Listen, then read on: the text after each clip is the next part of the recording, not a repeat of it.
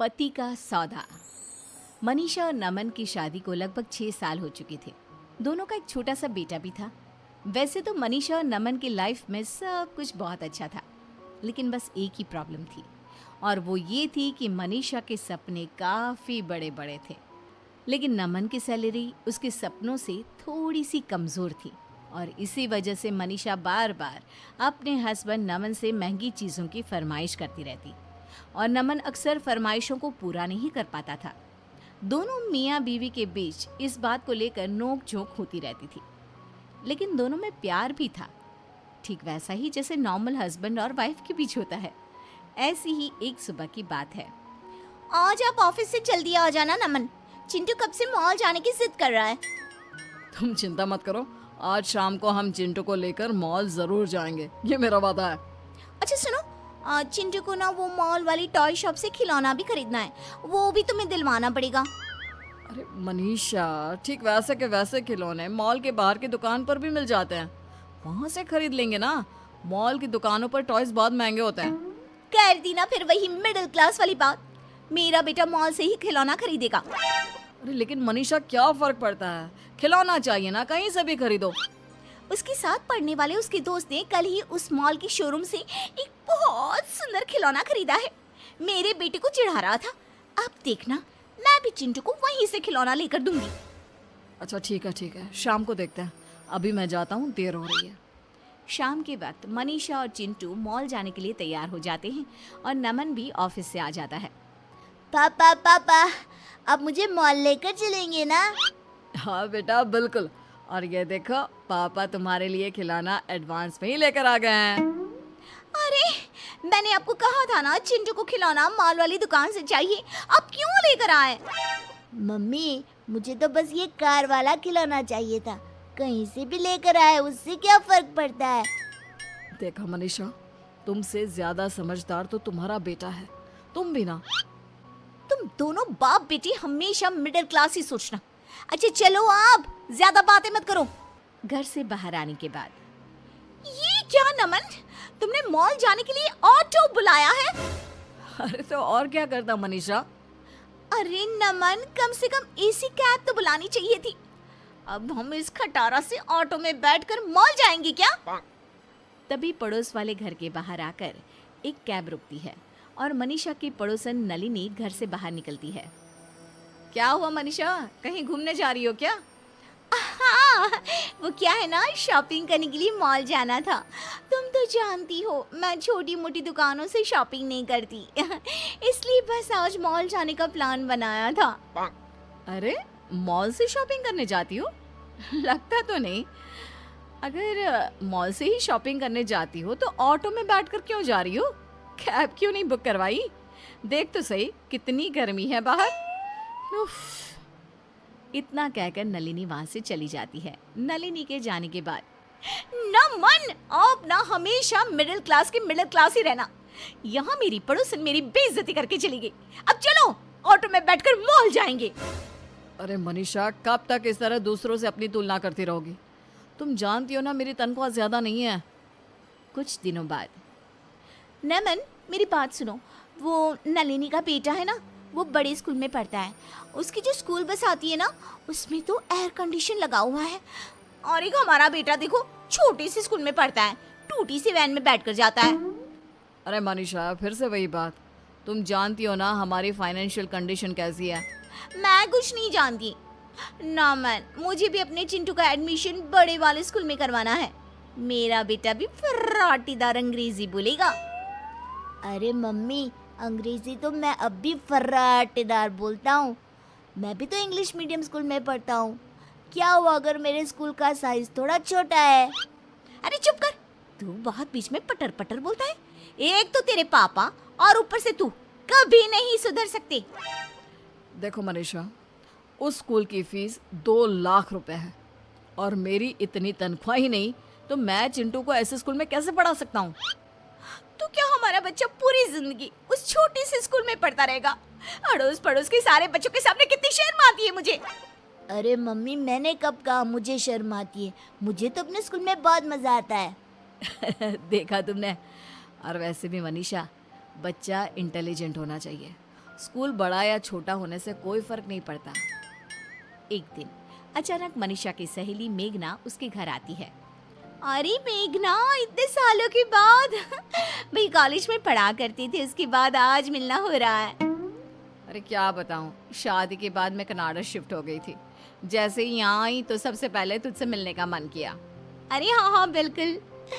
वैसे तुम तो कनाडा जाकर पूरी अंग्रेज हो गई हो। अरे यार वो क्या है ना, इतना पैसे वाला ससुराल मिला है, सब कुछ है, प्रॉपर्टी, बड़ी बड़ी गाड़ियाँ, खूब सारे बंगले। अरे वाह, तुम्हारी तो किस्मत ही बदल गई यार। कितने लकी हो ना तुम। हाँ लकी तो मैं हूँ, खूब सारा पैसा, ऐश करने की सारी चीजें हैं मेरे पास, बस एक पति नहीं है। क्या मतलब पति नहीं है? अरे क्या बताऊँ, जिस लड़के से शादी हुई उसकी कनाडा में ऑलरेडी एक बीवी थी। उसने मुझसे शादी करने के बाद कहा, चाहो तो ये सारा धन दौलत तुम ले लो, लेकिन बस चुपचाप मुझसे दूर रहो। काफ़ी दिन तक तो मैं वहाँ रही, लेकिन फिर परेशान होकर यहाँ इंडिया आ गई। और तुम बताओ, तुम्हारे हस्बैंड कैसे हैं? एक मिनट, मैं तुम्हें अपने पति से मिलवाती हूँ। नमन, जरा इधर तो आइए। ये देखिए मेरी सहेली मेघना, कनाडा से आई है। नमस्ते नमस्ते मेघना जी, कैसी हैं आप? मैं बिल्कुल ठीक हूँ। मनीषा, तुम्हारी फ्रेंड आई है, उसके लिए कुछ खाने पीने की चीज़ लानी है तो मुझे बता दो, मैं बाजार से लेकर आता हूँ। नहीं नहीं नहीं, इसे तो कोल्ड कॉफी बहुत पसंद है और मैं इसके लिए अपने हाथों से बनाऊंगी। कैसी बात करती हो मनीषा, तुम्हारी सहेली आई है, तुम बैठकर बातें करो, कोल्ड कॉफ़ी मैं बना कर लाता हूँ। नमन के किचन में जाने के बाद, तुम्हारा पति तुमसे बहुत प्यार करता है। हाँ हाँ वो तो है। हमारा एक छोटा सा प्यारा सा बेटा भी है, चिंटू। तुम कितनी लकी हो ना, तुम्हें इतना प्यार करने वाला हस्बैंड मिला है। एक मुझे देखो। अरे इसमें लकी होने वाली क्या बात है? हस्बैंड तो प्यार करता है, लेकिन कुछ भी नहीं है उसके पास। अरे बस ये छोटा सा घर है, कहने को एक गाड़ी भी नहीं है हमारे पास, और बेटा भी ना छोटे से स्कूल में पढ़ता है। वैसे तुम्हारी इस प्रॉब्लम का एक सोल्यूशन है मेरे पास। तुम कल मुझे अपने घर के पास वाले कॉफ़ी शॉप में आकर मिलो ना। और फिर अगले दिन कॉफ़ी शॉप में। बताओ, तुमने मुझे यहाँ क्यों बुलाया? और इतनी बड़ी कॉफी शॉप, बहुत महंगी होगी ना?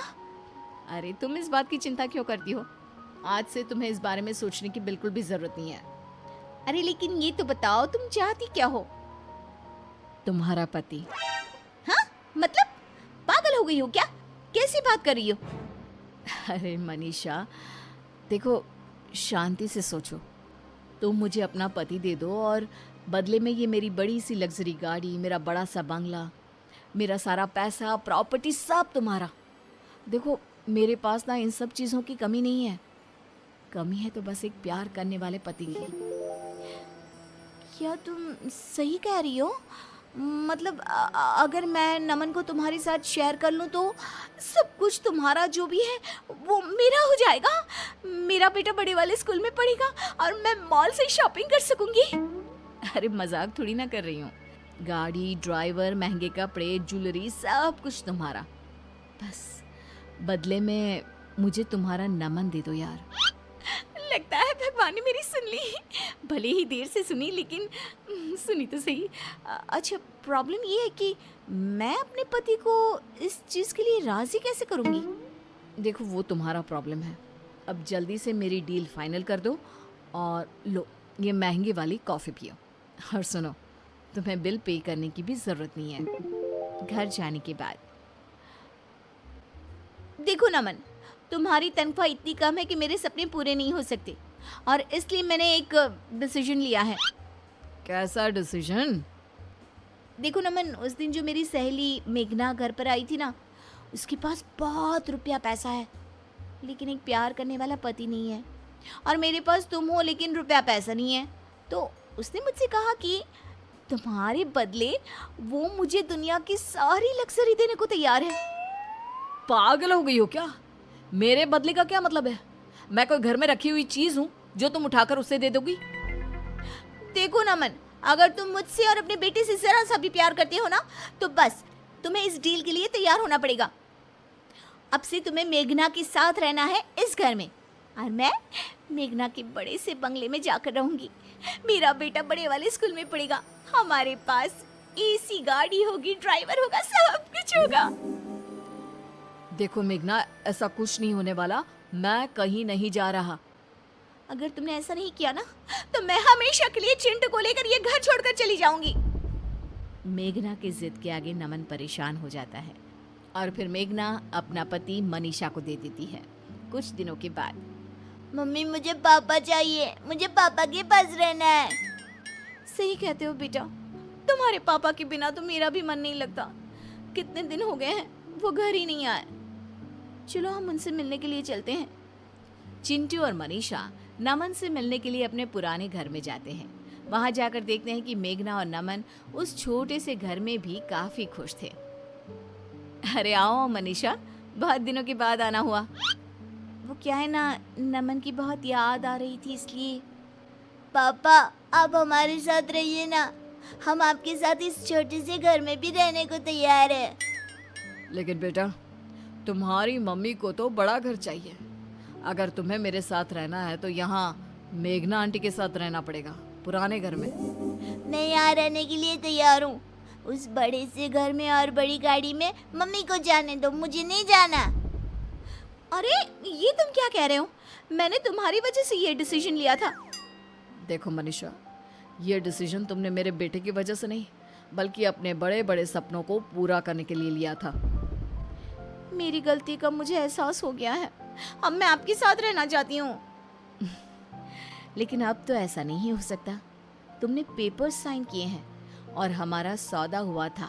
प्रॉपर्टी तुम्हारी और पति मेरा। नमन आप कुछ कहिए ना, ये मेरे साथ ऐसा नहीं कर सकती। देखो मेघना, मनीषा ने जो कुछ भी किया है तुमने कहा वैसा ही किया है।